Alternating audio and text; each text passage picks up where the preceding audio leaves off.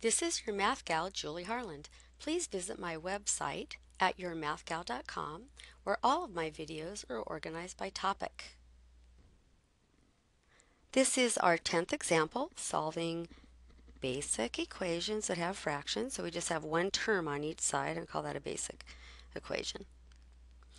All right, so what are we going to do here? Why don't you try this on your own first?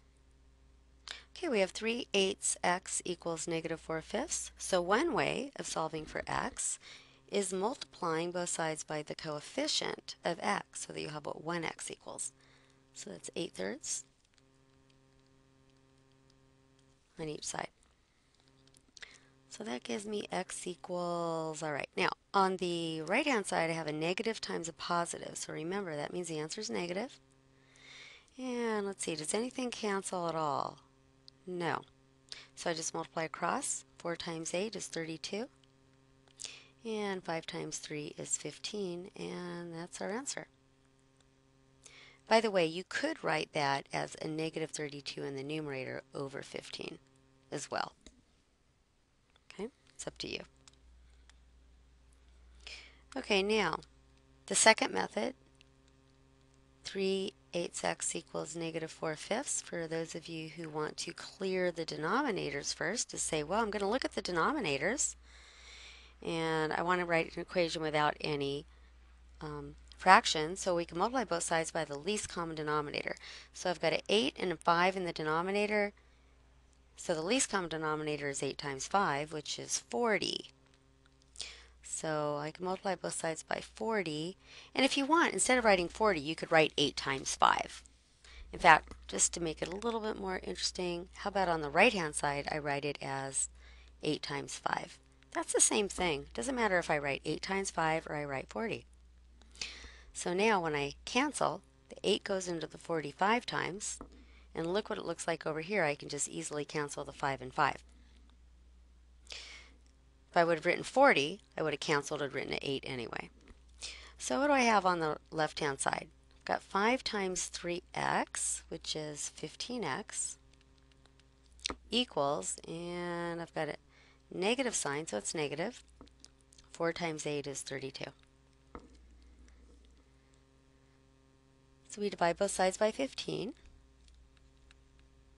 And we have a solution, -32/15. So I got the same answer as when I did it the more traditional way that you see first.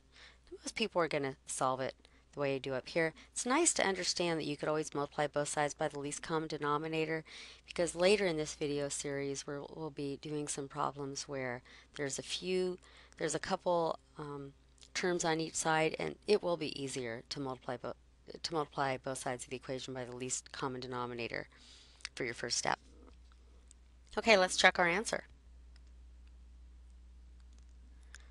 So here's our problem. 3/8 x equals -4/5. We're going to plug in -32/15 for x. So we've got 3/8 times -32/15.